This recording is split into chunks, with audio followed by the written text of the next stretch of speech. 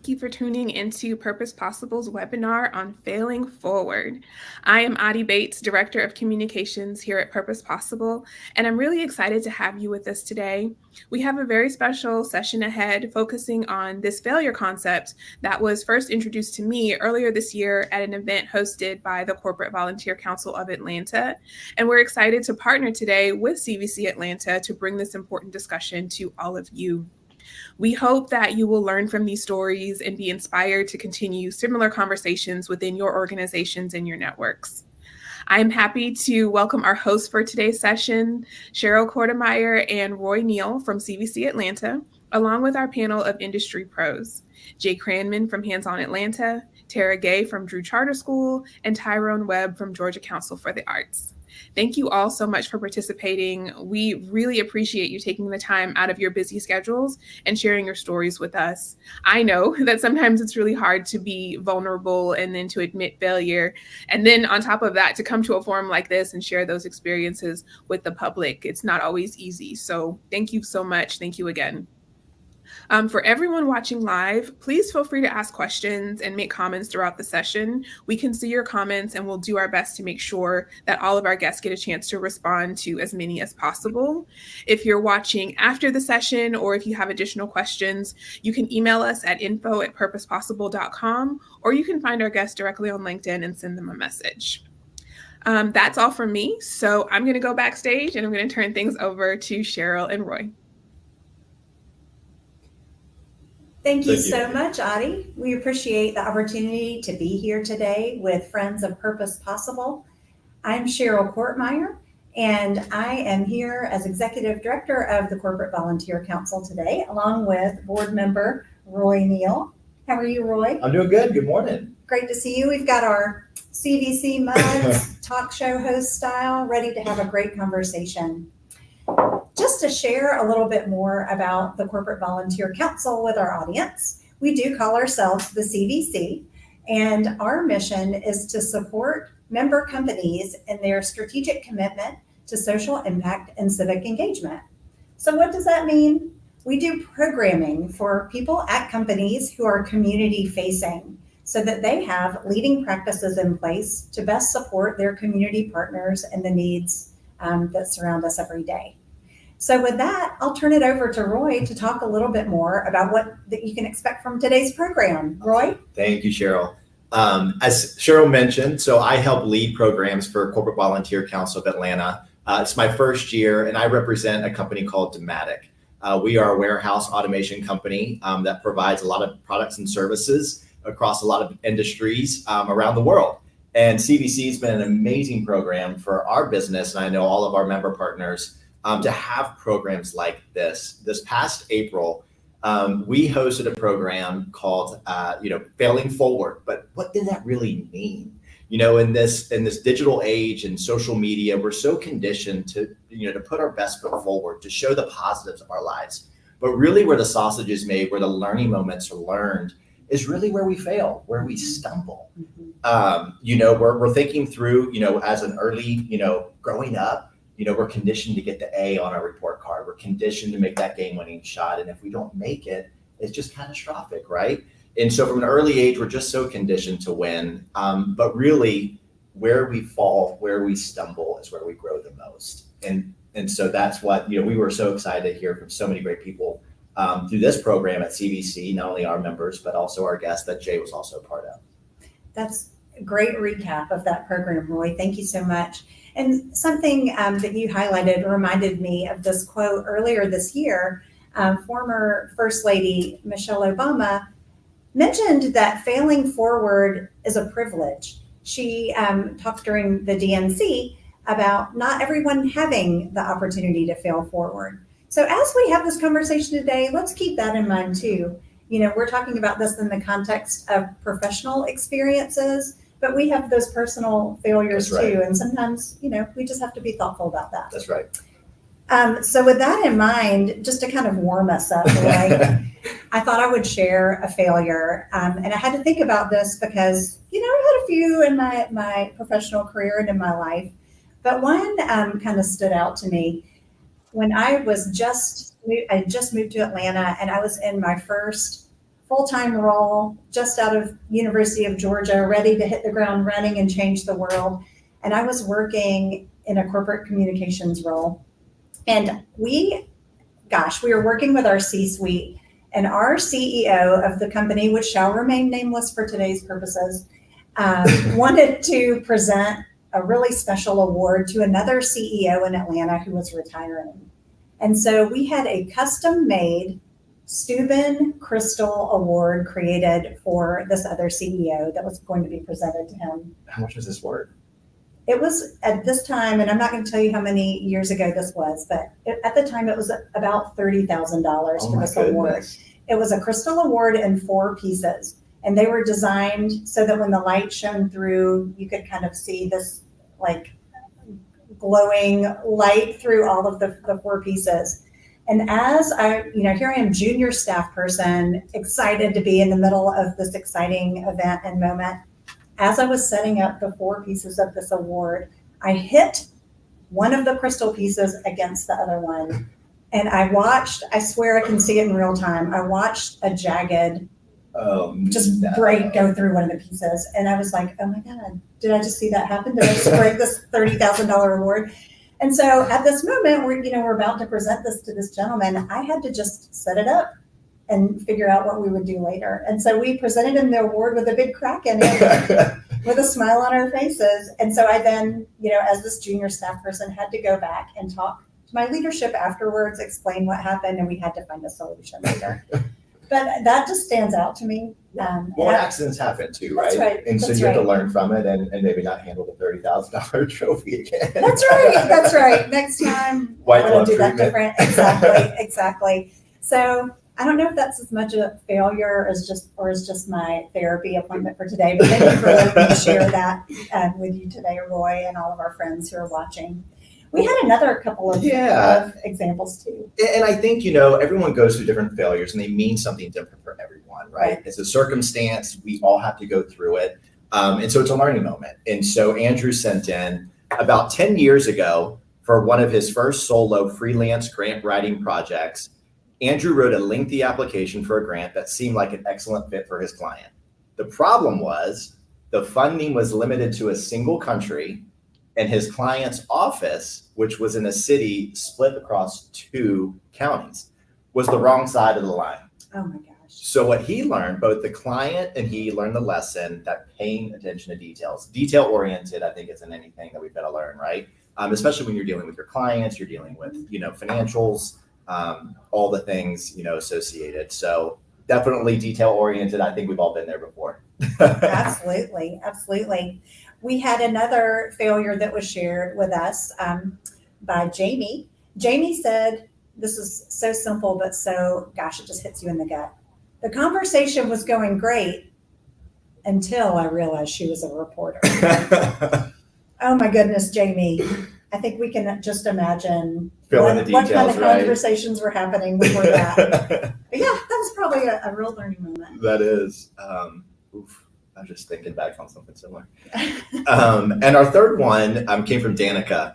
Danica was invited to a board meeting, expecting to be more of a listener than an active participant. It turned out that the board expected her to present on a very specific topic and findings. Her lesson, always, always, always send an email prior to the meeting with a client, clarifying your role and the participant expectations and outcomes. And again, that goes back to details. It's going back to your client stewardship and, your rapport. And but those are great. Those are great. Gosh, that one really resonates with me, that thinking on your feet, that's something you have to learn early on. Yeah. Oh my gosh. Well, we have some great panelists with us today to share about their individual failures. So we're excited to introduce them to you today. Yeah. Roy, do you want to get us started? Absolutely. And so for all of y'all on the line, please just keep putting your comments in. We'll be able to get to those comments at the end of the program. And so please just fire away. And we're excited to see the comments that you put in. And I know our panelists are excited to answer them for you.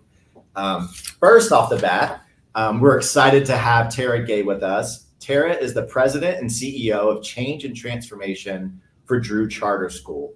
Tara's been at Drew, I think, for 5 years now. Tara, tell us a little bit about yourself. Well, good morning, everyone, and good morning to the audience. And just a couple of things to correct. First, two different things. So I have multiple hats that I wear.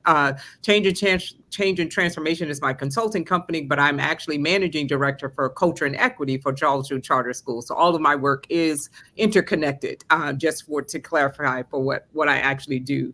And so I would say the journey for myself and how I think I came to be a part of this conversation today. Certainly it's not because I haven't experienced failure, but I think hopefully to be able to offer some perspective on how I have moved forward from those spaces where certainly you could feel like you are defeated and cannot, as you mentioned, be able to fail forward or to move forward. So my journey here, I started off living here in Georgia and then realized that the first failing was that I was not old enough to start school because Georgia had a rule around what month you had to be born in order for you to actually be eligible to start or enroll in school. And so I actually moved to New York and started school there, then came back here subsequently to finish up high school at Columbia High School, and then graduated from Emory University some years later. And now we are at least 30 years of me being away from Emory University. So all the grades that your audience might be picking up are not by way of die, they are by way of life experiences for sure.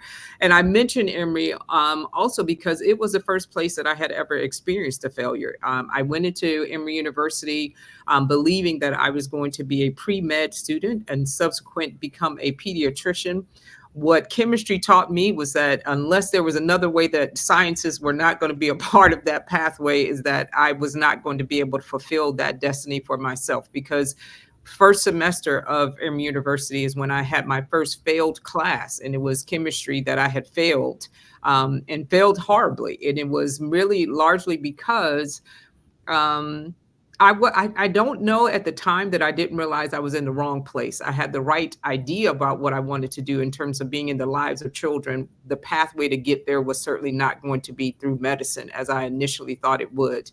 And at 18 years old, experiencing your first failure, and having been one of the highest performing students from my high school, be going into Emory, believing that I was going to continue to be in that vein of academic excellence, it was devastating. And it was my mother who helped me come out of what now I understand was a space of depression after that, because not only did I feel like I had failed that class, I ultimately felt like I had failed my family, being one of the students. I wasn't the first to go to college. However, I was the first who was on this journey to supposedly becoming a doctor. And so I certainly felt like I had failed my family. And it was my mother who allowed me to really understand that that grade was just a representation of something that I had not acquired or mastered in terms of my learning, but it was not an indication of who I was as a human being. And so it was what allowed me to, if you would, move forward from that space of feeling as though this was something that was going to forever shift and change my life.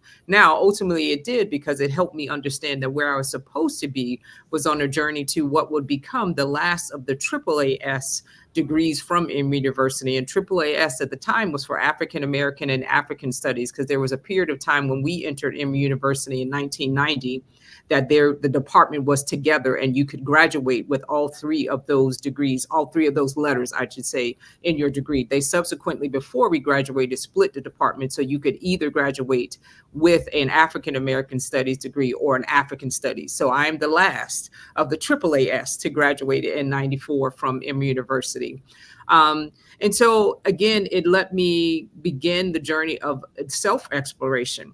And what I was also learning through that process of learning the historic kind of existence of a people like myself, not only in the United States, but abroad and from the diaspora of Africa, is that there were so many ways in which these things represented new opportunities. And so what I had initially believed was a failing of me from chemistry and a changing of my life I really didn't understand that that was intentional around the change that was supposed to happen for my life, because I do believe that has led me on the journey that I currently continue to be on. And so the images of the things that you see here, the first one of those students who are raising their hands, it was the last time that I was a actual teacher in the classroom. And I say formal teacher because I do think that I still teach on a regular basis, because I have the pleasure of interacting with students and being able to provide lessons to them on a daily basis with my work at Drew Charter School. But it was the last time I was a 5th grade teacher. And when I left them, I left there believing that somehow I was also failing those students, because I left in December because there was shifting and things that were happening at the school at the time that just were not aligned with my own personal values. And so I decided that I wanted to do something more, but I wanted to stay in the space of education, which is how I came to get to know Jay, because I, at that point, returned to Points of Light and had an opportunity to work with schools around the country addressing the issue of attendance. The other image that you see there is the work that we began to do just as some community members after the killing of Mike Brown. Be the Change was a youth summit that we started organically here in the city of Atlanta, truly by word of mouth, of us saying we wanted to do something that supported young people to understand what was happening in the world around them and why that was important for them to be a part of those conversations. So it was a day-long summit that we hosted for them. We did it for 3 years. There's some parts of it that my spirit feels like I need to go back and do it again, because I feel like we are still in that space of young people needing that support. The other image that you see there is me participating in a rally that happened after the murder of Trayvon Martin. And at that time, I would say in that moment, I had no idea that what I was failing to understand is that the young man that you see in the other picture with me was my nephew and is my nephew, who is now an ancestor, who at 25 was killed by police officers. And so at the time of my protest, what I was failing to ever imagine is that those same circumstances could fall upon our family. And what would we do when that happened to us? And so what it also taught me in the moment from my nephew, because that happened to be the last summit that we hosted, which is why my spirit says, I think it is time that I can physically and mentally be able to host one again without the severity of the loss of him not being a part of it. I think what it taught me ultimately is that, again, there are 2 choices that I get to make with the rest of my life. And I have, for the most part, been able to hold true to those. After the death of my nephew, I committed that I would only do the things that I love or be with the people that I love. And I would not fail to miss the opportunities to make sure I prioritize those things for the rest of my life. And thus far, that has been the case. I did have an opportunity to meet Trayvon Martin's father. And it is one of those groups that you hope that you are never a part of. I had the opportunity to be in spaces of those who had mourned their loved ones because they had also been killed by police officers. And the irony is my nephew was the son of police officers. And so, again, it just is one of those things that you don't know at the time what lesson life is preparing you for.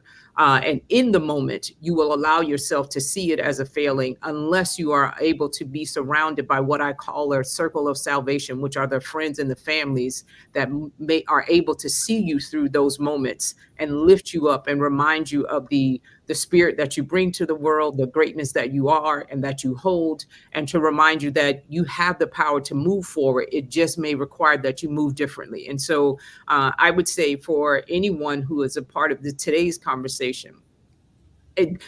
give yourself the grace to feel whatever you feel in the moment of what you are perceiving as you're failing, but at the same time, also make sure that you are making space for you to be able to move forward from that incident, because it truly, for what I have at least experienced, does not indicate who you are as the sum total of a human being.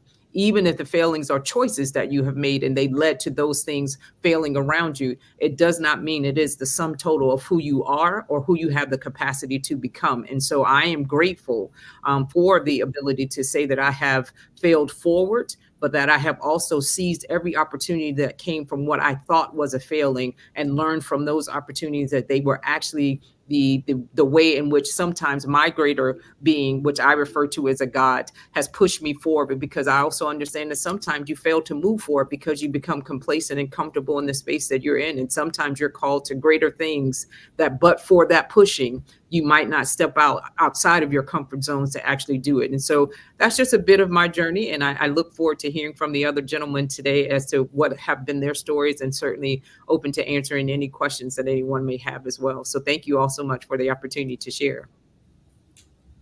That was powerful. Very, Wow. very. The circle of salvation, that is very strong. And I think, when you think about the people we surround ourselves, they are the ones that truly do help us and propel forward when we go through those hard moments of life. Thank you so much for sharing that. Thank you, Tara. And if nobody said it to you today, thank you for being an educator as well, and for lifting up our young people, because that is divine work right there. Thank Hats you. off to you. Okay, we have a couple of other friends with us today who have some stories to tell as well. So it's my pleasure to introduce Jay Cranman, who is the president and CEO of Hands On Atlanta. If you're not familiar with Hands On Atlanta, it's a vibrant hub of community service where thousands come together each year to tackle the city's most pressing needs. And Jay, I'm especially happy that you're with us today because I think you're a little busy this week. Do you want to tell everybody why? Well, yeah. First off, good morning, Roy and Cheryl. Thanks for hosting. And Tara, thanks for sharing your story. Thanks for that awesome introduction. It is Hands On Atlanta week right now. So we're right after this, I'm going to be heading off to a big corporate project where we have 200 volunteers to do a meal pack. So lots of really good happening in our Atlanta community this week. So yeah, it's good to be here with all of you. That is so great. Thank you for being with us in the midst of this busy week. I know I was with Jay this past Friday for the kickoff of Hands On Atlanta week, and we packed hundreds of, if not thousands, of snack packs for kids to have after school. So thanks for all the work you're doing. Jay, tell us a little bit about your fail. Now, I just want to give Jay a shout out because when we put together the CVC's program back in April, Jay was an inspiration because for years he has hosted a meetup where people talked about their failures. Right. So we feel like you're the expert on this, but Jay made one, I don't know if we'll call it a mistake, but during that program, he shared with us that he had never had the opportunity to share his failure. So Jay, it's your moment. Let's hear your failure. I think that's a really nice way of saying I never had the opportunity. So one of my side hustles, as Cheryl mentioned, was organizing the Atlanta chapter for F Up Nights. And I did that for several years. And, when I thought about what story I wanted to share today, I thought about all the stories I had heard from other leaders in Atlanta and folks that I really looked up to. And the ones that I feel resonated the most with me as a leader of an organization were the stories of startups or entire organizations that had failed. They had launched, they had gotten some traction, they had maybe lasted a couple of years, maybe even longer, but ultimately they had to shut their doors. And so when I thought about the story I wanted to tell with you all today, I'm lucky to be in an organization or being a leader, never having been at the helm of an organization that has failed. But the closest thing that I could really think of was to talk about a program that we launched and that we subsequently had to sunset a couple of years later.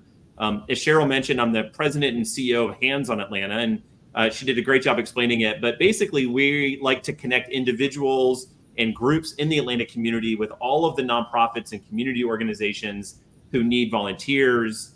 It could be a 2-hour shift at a food pantry or a year-long service opportunity as an AmeriCorps member and everything in between. And about 5 years ago, we had the opportunity to take on a program that was called Talk With Me Baby at Work. And there's an entire ecosystem in the world of Talk With Me Baby, and our slice of it was the at work piece.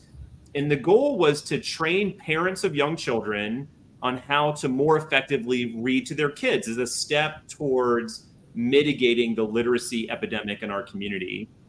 The initial enthusiasm was really high on our team because there had been a pilot program which had been run in partnership with Comer Yates at the Speech School and Mindy Benderman at Gears, as well as some others. And I have to admit that having those two people individually involved was something that I really looked up to. They're my role models in the Atlanta community for what it means to really do this work with authenticity. And so that really added to the attractiveness of this opportunity. They had done a lot of due diligence on the program. We had a $50,000 seed grant. And so we were off to the races. And the model was pretty simple. We wanted to basically meet parents where they were at. So the basic idea was to host a series of workshops. I think there were 3 or 4 2-hour workshops over the course of about a month on site at companies across Atlanta. This is where working parents are. They're at their place of work. These were interactive workshops where our team would help new parents really think through their role as both a conversation and a reading partner with their kids. I had young kids at the time, and I learned a lot having gone through the program myself.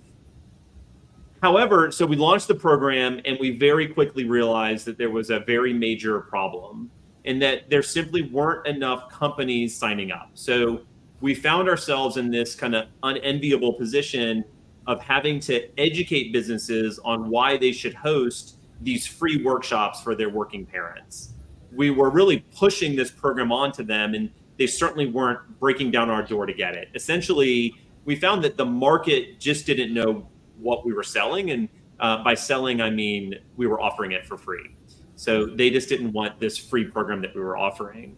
We ended up spending about 2, maybe even a little over that, maybe 2.5 years, a tremendous amount of sweat equity, a lot of meetings, a lot of hard work. And at the end of the day, we just could not get enough traction to justify the continued attention that we were giving to this work. So we made the really hard decision to sunset the program, which was about 2 or 3 years ago now. And when I think back about both the launch, the running the program, the staffing the program, the fundraising for the program, the executing it, the lesson that I come back to and that we've tried to really build into our work at Hands on Atlanta, this biggest lesson that I personally learned was the importance of doing due diligence, but not the program or the intervention, because again, this was a really great program. The due diligence had been done, and we knew that if we could execute this program, that it actually would move the needle. But it was the due diligence on the market demand for that program. So we had this really great, impactful thing, but we just couldn't get companies and therefore their employees or parents on board. And I think this is a mistake that we've made often over the course of our time at Hands on Atlanta. And certainly I have made as a leader, which is spending my resources on building a great program versus spending it on building a really great go-to-market strategy. And it's what we now, or I refer to as kind of the field of dreams fallacy. If anyone's seen the movie, the kind of build it and they will come idea just does not work when you're actually trying to do interventions deeply within the Atlanta community. So in hindsight, it was a really great, valuable experience for me. It really taught me to be more diligent, to really be confident on the demand side of the programs before we launch anything. And I'm really hopeful that were it to happen again, I would certainly make better decisions and hopefully be able to sustain what I truly think could have been an impactful program. But at the end of the day, I failed. Jay, that is such a great story. And I was just feeling that in my soul when you were telling that story, because I've had programs and experiences like that along my professional journey that sometimes you think, okay, time is up. This just isn't going anywhere. Question for you, when you had that realization and when you and your staff and board made that decision not to continue, were you able to share those learnings back up the line? You mentioned it had been successful in some other markets and other capacities. Yeah, and I want to be clear, there's this entire ecosystem in this Talk With Me Baby world, and there's really incredible work happening at Grady Hospital. They have really shown that they can truly move the needle on literacy in our community in really impactful ways. There's other programs that are happening in daycare. We're just working on this one slice, which was trying to get companies to host workshops for their working parents. And so while we failed, I do think that it was just at the time, right? It was the market. I will also say COVID was happening around this time. And so a lot in our social impact sector was evolving. And so I'm hopeful that fast forward a year, 2, 3, that either us or maybe another organization kind of pick that ball back up and continue to try to work on that intervention, that maybe it'll succeed this next time. Understood. Well, I know Hands on Atlanta gave it a good effort, and I remember learning about Talk With Me Baby, and I thought, that's brilliant. Of course, my kids were older then, but thank you for sharing that with us today. That's great. Yeah. For those of you that you just joined us, please drop your comments into the comments section. We're going to get to everyone's questions and at the end of the program. and making sure that all of our panelists have the opportunity to answer some of your questions and some of your failures, perhaps. But third and last but not least, we've got Tyrone Webb. This is Tyrone, you are a very, very creative leader in the state of Georgia. You are not only a music educator, you're a composer, you're a performing artist for the Georgia Council of the Arts. Georgia Council of Arts is one of my it truly, the arts is something that we truly need for our youth, and it's just an incredible organization. So thank you for joining us and sharing your failure. Great. Also glad to share this space with Jay and Tara. It was great to hear about your stories, and I hope that we can connect afterwards. But yeah, again, I wear many hats. I am an artist, music educator, arts administrator. So today I'm kind of wearing all of those at once. And I think the best way to kind of share my story will be kind of through the photos. That there are quite a few failures, and I'll try to connect them all as I kind of talk through. But I was born and raised in Georgia, in Southwest Georgia to be exact, right on the Georgia-Alabama line, not too far from Florida. In this area, there are a lot of disparities just from being in a rural region, but also being in part of an underrepresented and historically just marginalized community. In the top left, this is my maternal grandfather and his family. He's standing with his siblings. He was born in the 1920s. He had a 6th grade education. He had to stop going to school to help support his family, which is what thousands of Black boys had to do at that time. He's a descendant of African Americans who did not have equal employment opportunities. They were descendants of the first African Americans who were not born into slavery, who were descendants of enslaved Africans. And so there's a ripple effect of disparities that continue to exist in my hometown, which I love dearly, love the people there. But it was in this place that I started to understand the importance of community. It was something that was necessary for survival for people who look like me. There was nothing that you could accomplish on your own. And that was the way that we were raised and still are now. So I feel like going back home is one of those only places where I still feel that sense of community and everybody having that necessity for it. So disparities existed as far as socioeconomic mobility, but also as far as arts opportunities. Black boys were hardly, if ever, encouraged to participate in the arts.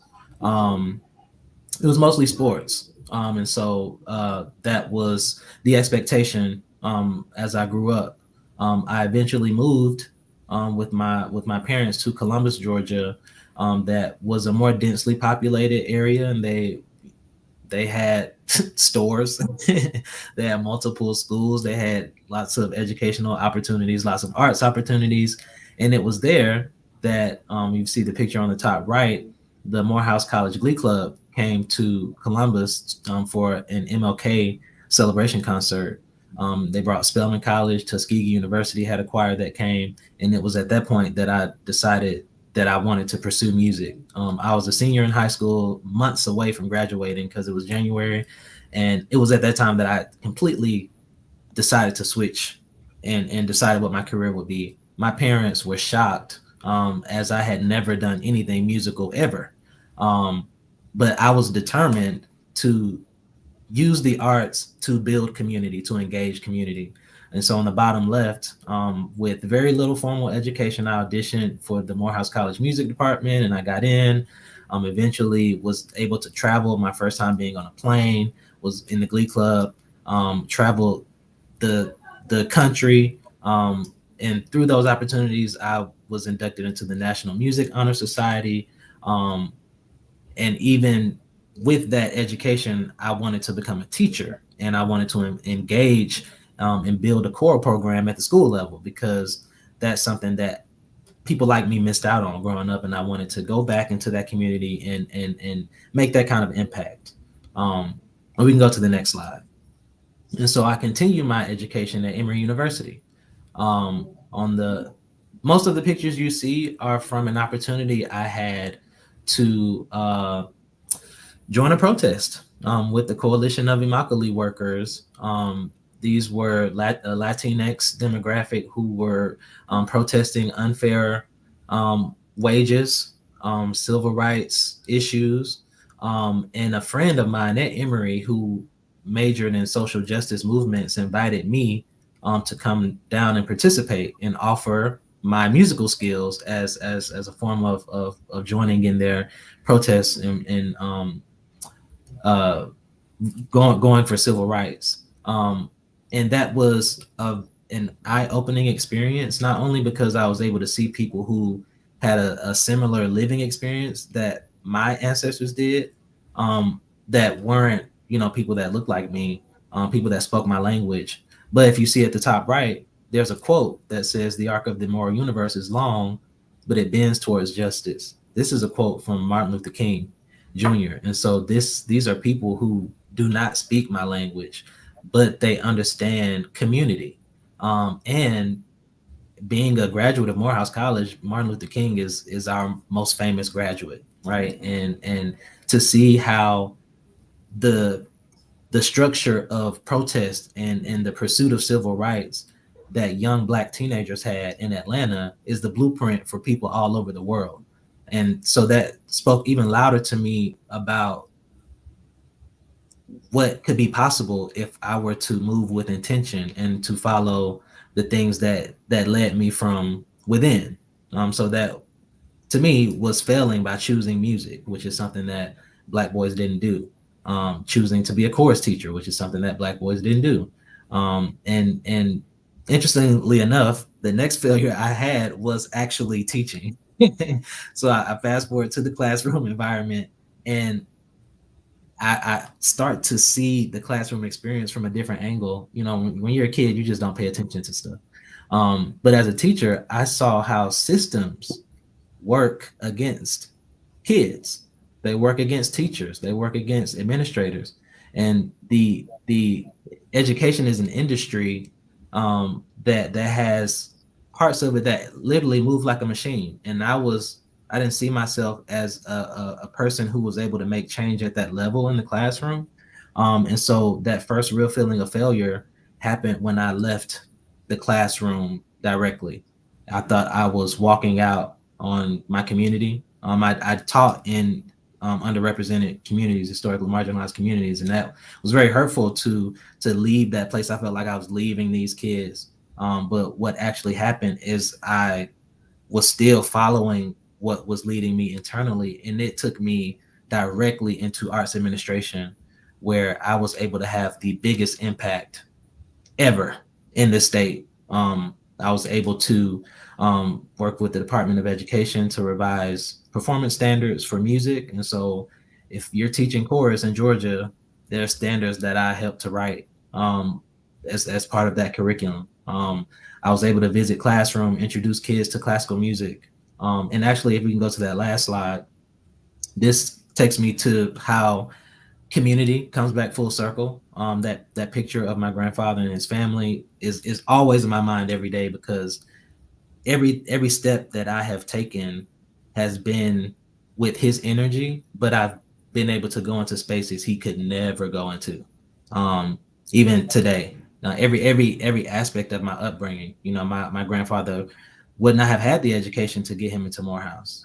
There were enslaved Africans who built Emory University who never stepped foot into it. And you have two panelists who not only went there, but we were formally educated and graduated. And it's the energy of community and intention and equity that really drives my work and what I do. And just like Tara said, I'm only doing stuff that I care about, and I'm only with the people that I care about. And so that the last thing is this note that a kid wrote me. Because one thing that I didn't like about teaching was this idea. People told me, well, you have to wait, you teach this kid this year, but you have to wait 4 years, 5 years to see the impact. And I didn't want to do that. I am impatient. I was like, I want to see my results right now. But what happened was, fast forward, I have an opportunity to perform with the Atlanta Symphony.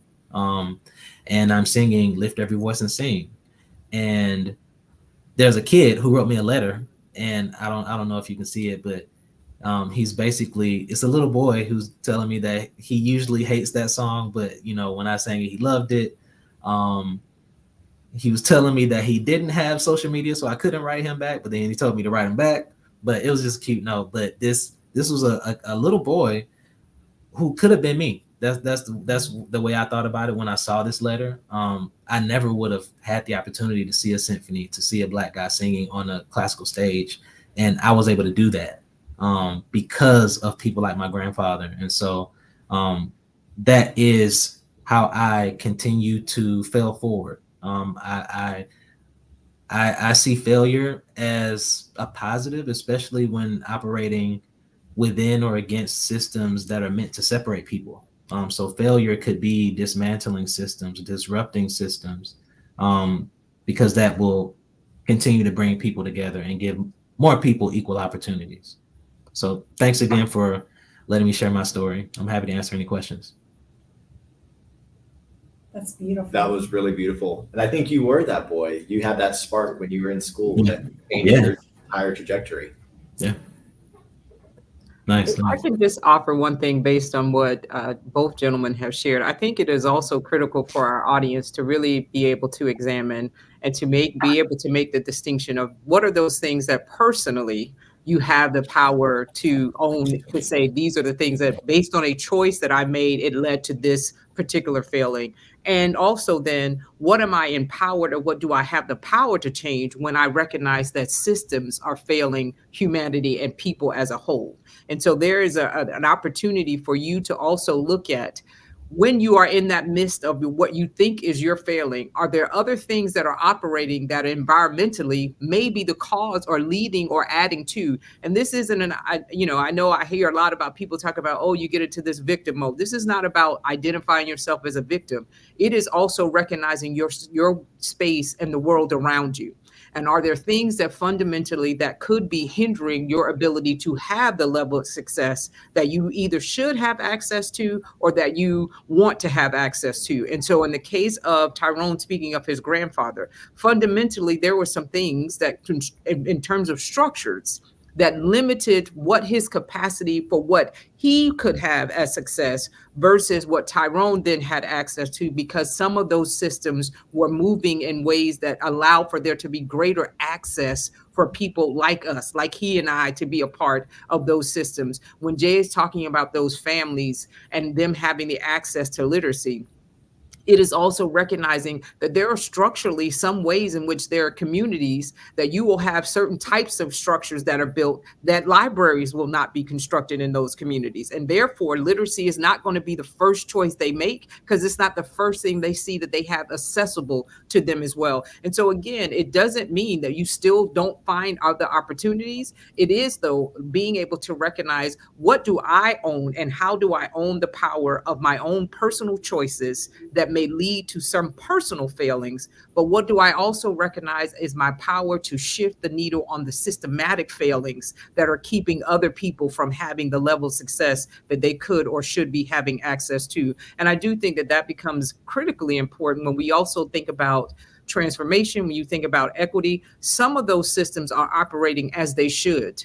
But when they do, that means that they are failing people who are not a part or who have not been considered as people who should have the same access and opportunities that are available to some. And it really is incumbent upon all of us to be examining when the systems are failing humanity overall, not just the individual. What are the things that are in place that are fundamentally failing all of us, that if we stood up together, whether it's in protest, whether it is through volunteerism, whether it is through donations, what do you have the capacity to do as an individual to be able to address or to lessen those systematic failings that are keeping people from being able to fully realize what is the power of their potential? That was a mic drop. That was a mic That's drop. amazing. Yeah, you make some excellent points.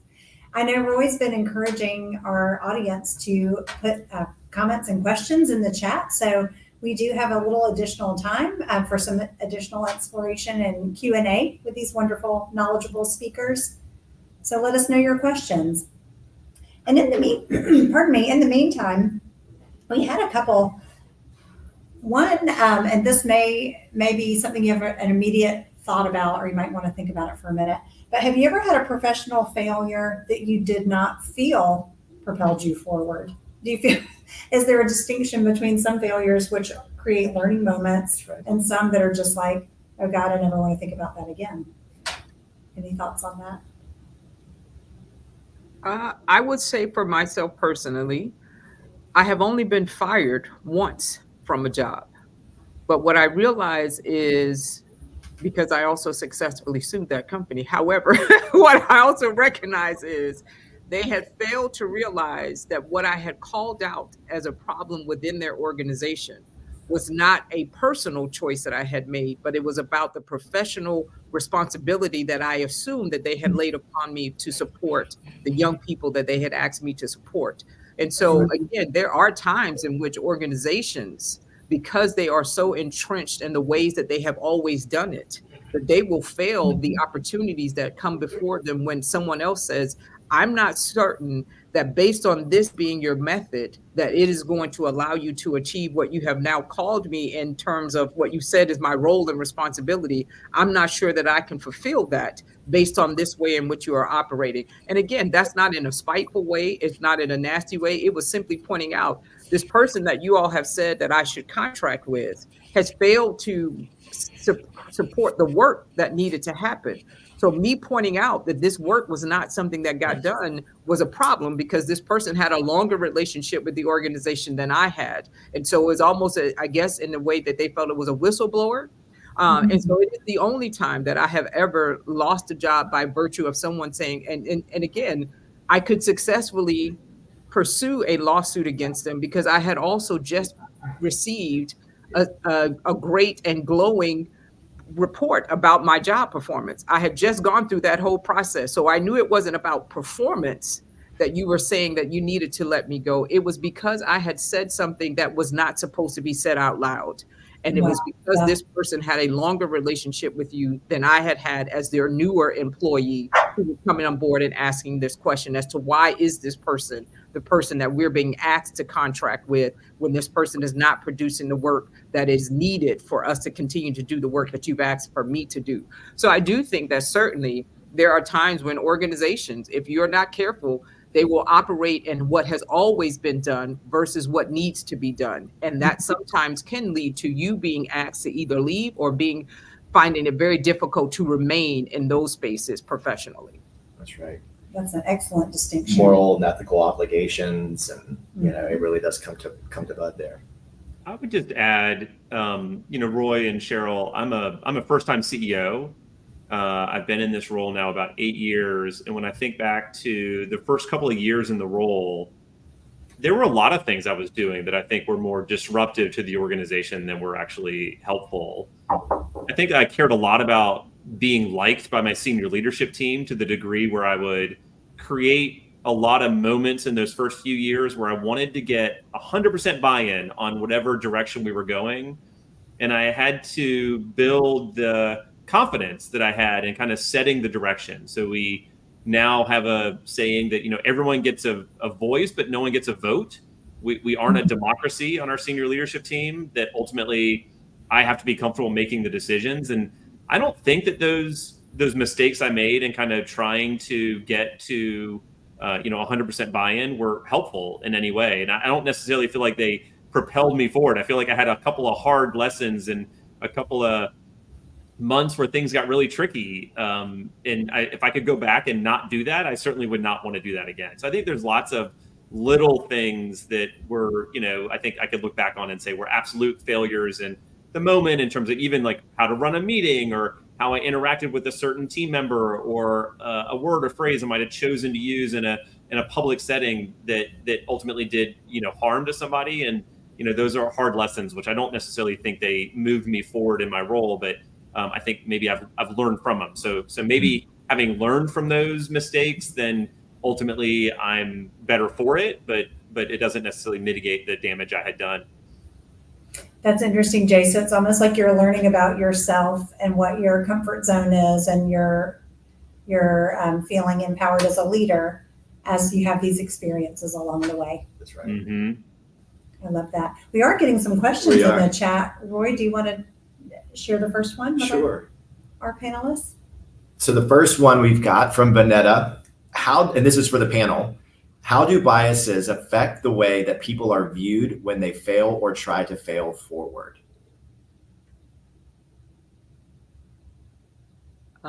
Well, so that we don't have awkward silence, I will say we cannot pretend that bias is not a very real thing that still affects people in academic settings, people in professional settings, people sometimes even in personal settings.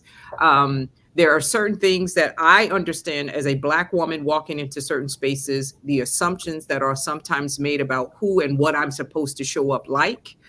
If I don't fit that mold, for some people, that means that they will define me as intimidating. For other people, they may say, oh, she's incredibly articulate. So I understand that there are certain in unconscious and conscious biases that come into the room with me when those things happen. And yet again, when you fail, there is not necessarily sometimes, and I will speak personally for myself, and I don't know, again, just because some of what Tyrone and our journeys as I've listened today has been similar, there is still also fundamentally, because of cultural dynamics, the weight of the community that you carry with you as well, especially if you are the first or one of the first few to move into a particular position. You carry also any bias that came with the generations before you.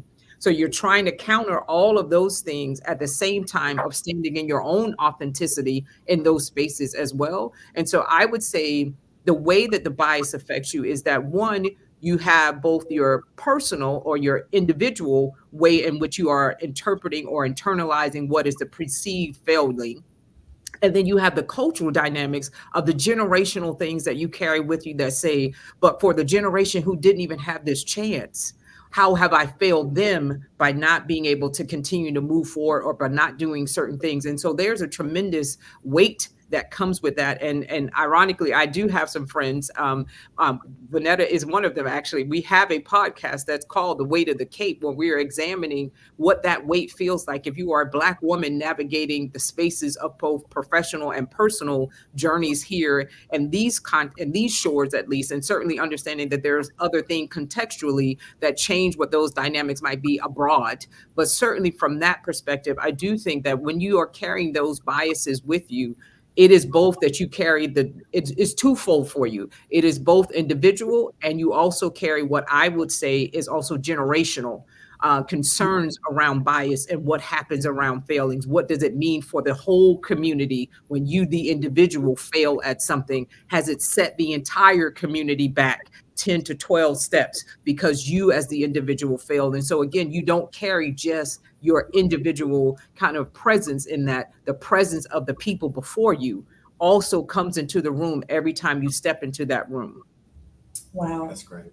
That is an amazing name for a podcast, and that really sums up what you just shared, The Weight of the Cape. I'm going to have to listen. And the link to the podcast is in the chat if you want to learn more about it as well.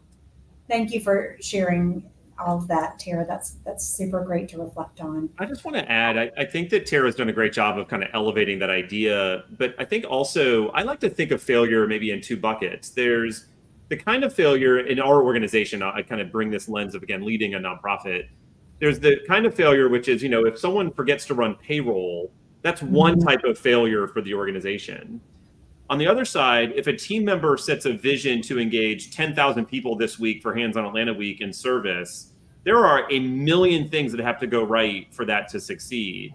And we might not get there. We might have set a goal that is too big for us to achieve, and we will have failed in achieving that goal. We will have, shot for the moon and landed in the stars.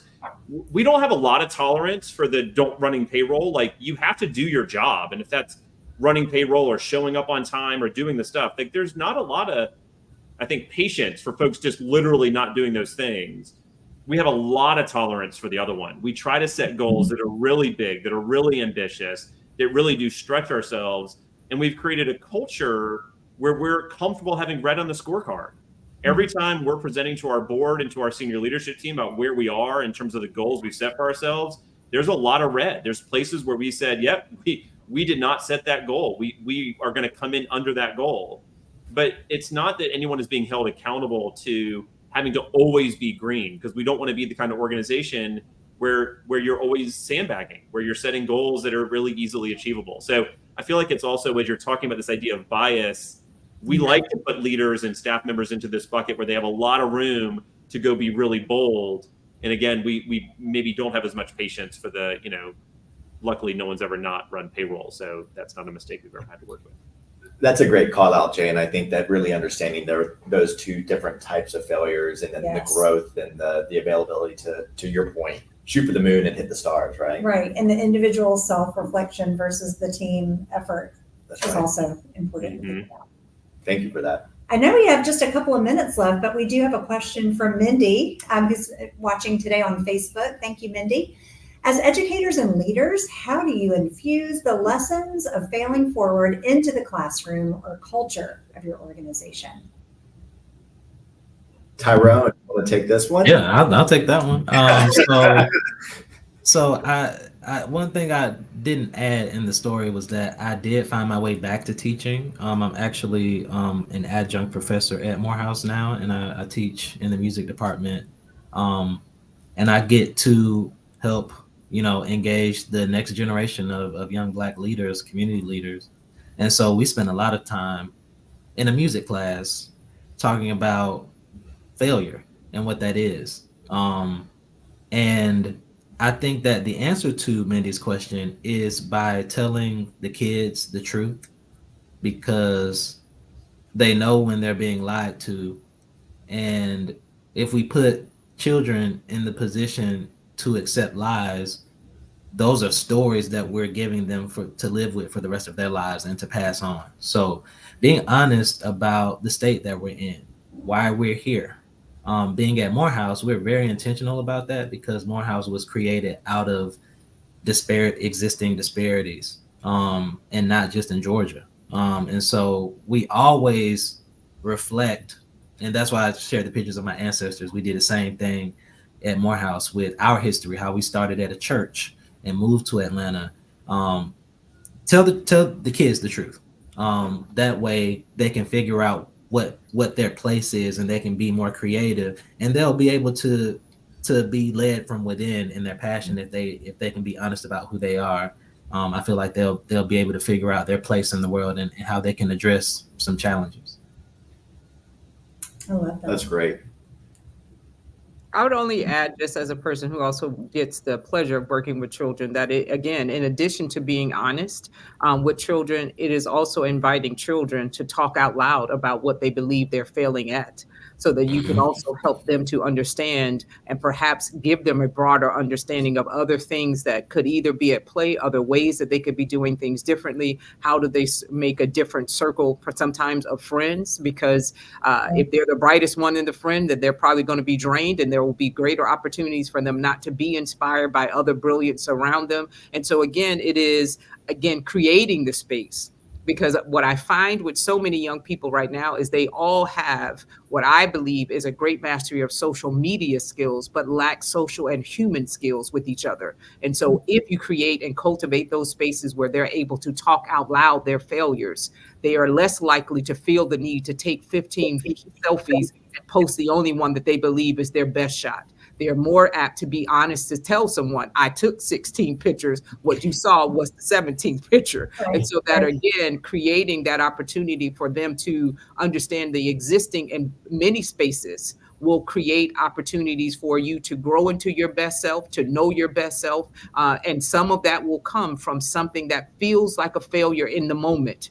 But if you keep breathing, you'll be beyond that moment. And that's the other thing, because I do think they also exist in hyperbole. And so everything that happens to them seems to be the worst or the biggest things in that moment. And I think that's also why it's important, if you have a chance, to really open up and create spaces for young people to talk out loud their own honesties, then I think you have a greater way to support them and find the resources, if you're not the best suited to respond to their needs, to find the resources of people who can support them with their growth and development as well beyond those moments. That is fantastic. And I think that is great advice for all ages. That's to right. find those safe spaces and those places where you can learn and grow. I love that. Yeah. Well, I think we're out of time today, but oh my goodness, so There's no more many questions, yeah. great information you all have shared today, and such a pleasure to hear from everyone. Yeah, thank you all for joining today, and Purpose Possible for hosting this amazing session with Tara, Jay, Tyrone. Well done. This was really informative stuff, and thank you all so much for your vulnerability and sharing your personal stories with a lot of people you don't even know and you can't even see. It takes a lot of courage, and so thank you. Thanks a million. Thank you. See you next time. Thanks, everyone.